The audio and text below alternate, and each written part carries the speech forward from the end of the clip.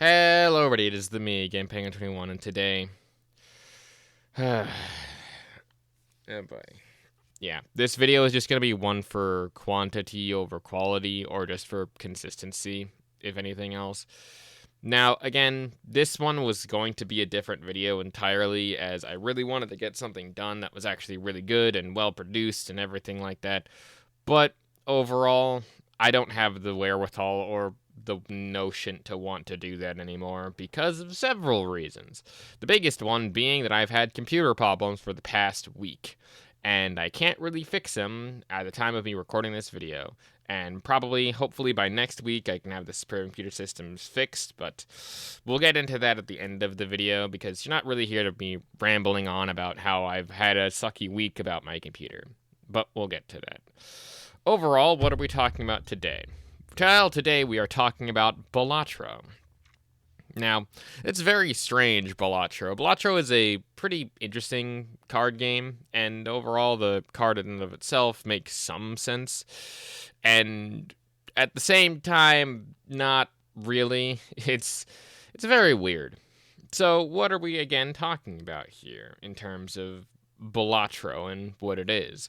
Well, what it is it's a roguelike deck building card sort of game stuff, and it's just strange but also kind of hypnotic in that way.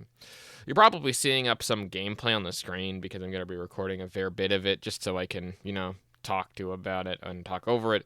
But the game basically starts out with you with no chips, no nothing, and just trying to get to the big blind and the boss blind and other stuff like that. Overall, how the game works is you have a hit number that you need to hit by creating cards and hands that multiply numbers together in order to make bigger numbers, in order to create numbers to make the hand go forward. And it's standard poker hands too. So you can have everything from a pair to a straight flush and anything in between pretty much. And overall, that's basically how the game works. Well, minus a few other things. Mainly the fact that you can have these joker cards that allow you to basically modify and get bigger numbers, which are basically required for endgame type stuff. And overall, the game is just subsequently nice and hypnotic. I can see why some people would look at it and be like, this is game of the year, because it's basically extremely simple and gameplay focused. Now, I can also see why a lot of people would not say this is a game of the year material, because it's very simple, but also not. It's very strange. Each run, quote unquote, of Balatro goes the same, but different. It's hard to explain it without actually just kind of having you experience it in the same way. It's kind of like trying to explain Elden Ring to someone, saying like, oh yeah, I had all these things and all of this was really difficult to get through, but I made through it. Whereas the person was like, that sounds like that game sucks a lot. And it's like, well, not really. It's something that you have to play. And this is basically one of those games that has that exact same mentality, where you need to really play it in order to fully grasp why people are so addicted to this game. Now, I will say that this is available on all sorts of different consoles and stuff. I think it's available on the Nintendo Switch, but one thing that I really liked about it is the fact that it's actually Steam Deck compatible, which is where I played the majority of the time. Now, the reason why I say that I like the fact that it's Steam Deck compatible is because, well, that means that I can play it on the toilet, and that's actually really fun and stuff like that. To me, it kind of rings true to someone who maybe likes solitaire a bit too much, but with solitaire you can kind of have cheats and things, whereas this thing actually has mechanics that feel like cheating, but it's mechanics that are meant for the purposes of cheating, quote unquote, but not actually cheating. It's real weird, and overall the cards themselves are just strange, ranging everything from a literal card that got torn in half to a glitch card that has different modifiers and things like that. And overall, that's how you work it. So, how do you get bigger and bigger numbers, and what sort of modifier, chips, or whatever are you looking at?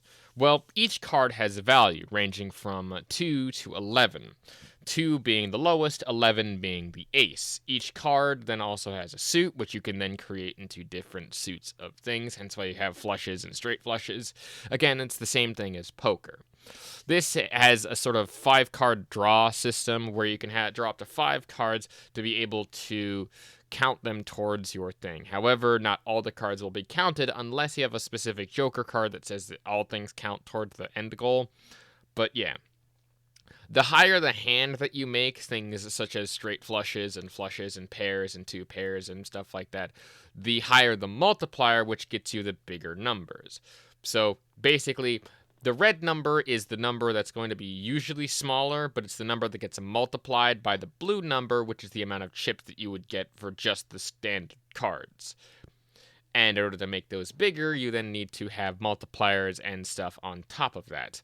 You then have different modifiers for all of the different cards, ranging from foil, which gives you a straight amount of chips if that card is played and its card counted towards the actual thing, to weird cards that are literally, again, like a glitch card that randomly just assigns a multiplier for whatever reason. Or a card that says... or again, a card that's turned in half, so you have to play a certain amount of cards in order to get that modifier. It's very strange, very weird, but overall, strangely hypnotic and nice and relaxing in a lot of ways. Hence why, again, I bought it, and why a lot of people recommend it. And that's basically Balatro. You can then have things such as challenges or an endless mode once you actually beat the game the first time. You need to go into endless mode. But overall, Balatro in and of itself is very difficult, and I've played it for about 5 or 6 hours, and I still haven't been able to get through one good run of the game. But overall, if you like card games and puzzle games, this is kind of the one for you. And that's the end of the review, really.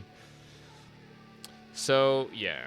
I teased you a little bit with it at the intro, but the update that I have for at least real life is that this is probably going to be the only video that I release, at least this week, because I need to get my computer fixed. Now, not fixed in the sense that it's busted, as I'm recording from this computer, which has been my main one for the source of a while, but this computer is having some problems because apparently it doesn't like RAM, or the RAM that I put into the computer just doesn't make it work.